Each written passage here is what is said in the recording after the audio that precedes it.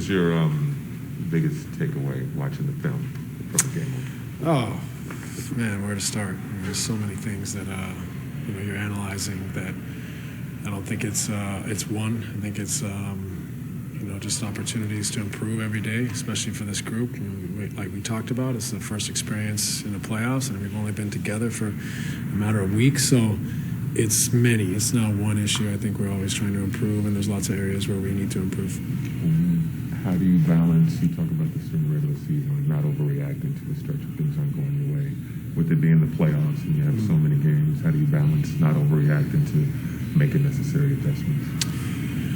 Yeah, I think for us, you just start to prioritize what are the things that we can control, what are the low-hanging fruit as far as improvements. You get to big decisions, those need to be made appropriately this time of year, but I don't think we're at any huge decision points yet. We have plenty of stuff that we need to improve on before we get there. Steve, what was Ben able to do today? Ben just did scripting and his shooting stuff today. What is scripting? What?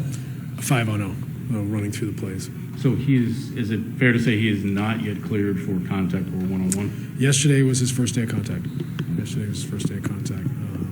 Played with some teammates yesterday, and he's making progress, but there's no real update. We just see how he responds and see if he's able to do more contact tomorrow. When you say contact, is that like one-on-one, or is that like... Played 4-on-4. 4-on-4. Just, I guess, how did he come out of it for today, recover? Yeah, so far so good. I think he managed yesterday's activity well.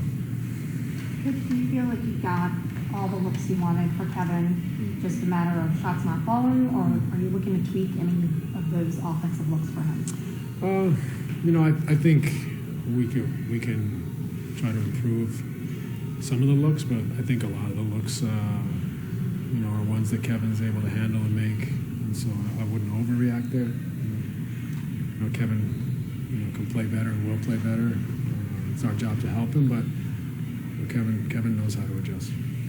So are we spoiled with him because he's so good in terms of contested shots? Mm-hmm. We take for granted that he always makes those? Yeah, part of that. I mean, the Celtics did a great job.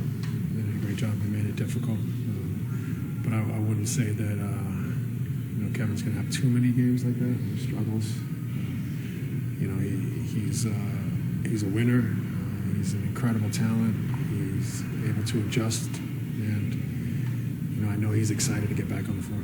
Are you inclined at all to match their size and size? Not really. That's just out of character for the team, right? I mean, it's not generally what you've done. Yeah, I mean, you add size, and you take away shooting, speed, pace, space, scoring. So it's something that right now we're not talking about. Steve, just to be clear, Ben's not playing tomorrow. No. Is he playing? Is the possibility open that he plays in Game 3? I wouldn't be able to say anything about that because I'm not even sure how he's going to get through these weeks. We have to also consider it's a 9-month absence or whatever it is. So it's not just like he had a 6-week absence. So I think this is a pretty unique scenario. And so it's not as linear as maybe the other kind of in-season injuries. How did he come through contact yesterday? Yeah, felt fine today. You practiced ostensibly Friday, right? Are you hopeful that by Friday you might be able to have him 5-on-5? Assuming nothing goes awry. Yeah, I mean, it's probably not going to do 5-on-5 because we don't have 5 guys.